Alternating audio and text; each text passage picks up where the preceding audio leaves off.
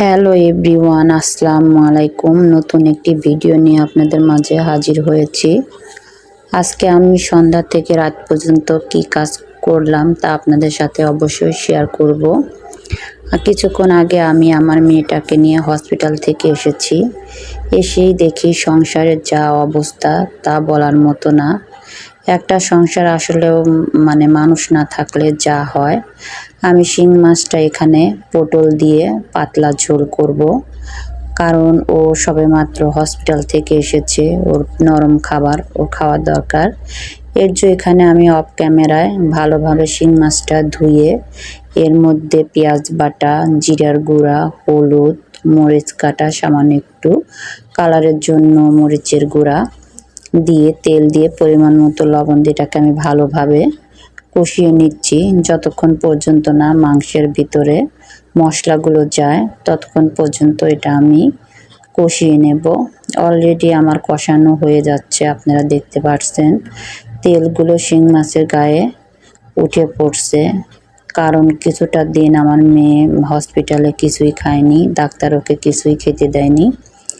এখন আমি ওর জন্য শিং মাছ ঝোল করব আর নরম চাউল আমি ভাত ওকে খেতে দেব।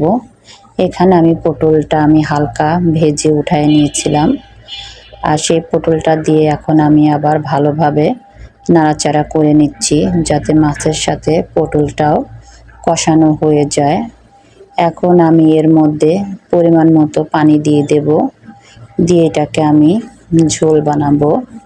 আপনারা দেখতে পাচ্ছেন আমার অলরেডি কষানো হয়ে গিয়েছে।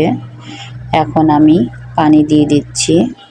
আমি এখানে পরিমাণ মতো পানি দিয়ে দেব, আপনারা আপনাদের পছন্দ মতো দিতে পারেন। আবার এভাবেও আপনারা অল্প পানি দিয়ে জিনিসটা ভুনাও করতে পারেন, কিন্তু আমি আজকে ভুনা করব না।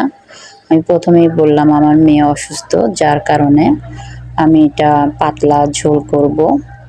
এখানে আমার পানি দেওয়াটা শেষ। তরকারিটা হওয়া পর্যন্ত আমরা অপেক্ষা করব। আর এখন আমি অন্য কাজে চলে যাব। এখানে আমি অন্য চুলায় আমাদের জন্য বড় মাছ আর ধুন্দুল দিয়ে করে রেখেছি। সব কিছু তো আর অন ক্যামেরায় দেখানো যায় না, কিছু কিছু কাজ অফ ক্যামেরাও করে নিতে হয়। আমি এখানে আমাদের জন্য মাছটা রান্না করে আমি অলরেডি এর মাঝে মাঝে অন্য কাজ সেরে নিচ্ছি, কারণ বাসায় এতটা অগোছালো বলার মতো না। আমি চুলায় তরকারি দিয়ে এসে ওয়াশিং মেশিনে কাপড়টা দিয়ে দিয়েছিলাম অফ ক্যামেরায়। এই যে আপনারা দেখতে পাচ্ছেন আমার কাপড় অলরেডি হয়ে গিয়েছে। তাহলে আমি কখন দিয়েছিলাম? আমি এর মাঝে অফ ক্যামেরায় ওয়াশিং মেশিনে কাপড় দিয়ে দিয়েছি, কারণ এখন এতটা রাত বলার মতো না। এই দেখেন আমি আপনাদের দেখাই যে বাইরে কতটা রাত। এখন মিনিমাম রাত 8টা বাজে। এখন আমি ওয়াশিং মেশিন থেকে কাপড় নিয়ে এসে বাইরে কাপড় চোপড়গুলো নেড়ে দেব, কারণ এগুলো ভোর হলেই অনেক রোদ পড়ে আমার বারান্দায়, আর সেই রোদেই আমার কাপড় চোপড়গুলো শুকিয়ে যাবে। আর আমার বাসাটা একদম রোড সাইডে, যার কারণে বারান্দায় বসলে মনটা অনেক ভালো লেগে যায়।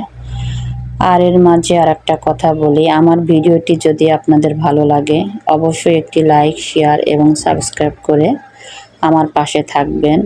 আর আপনারা যদি এই কাজগুলো করে থাকেন তাহলে অবশ্যই আপনাদেরকে ধন্যবাদ।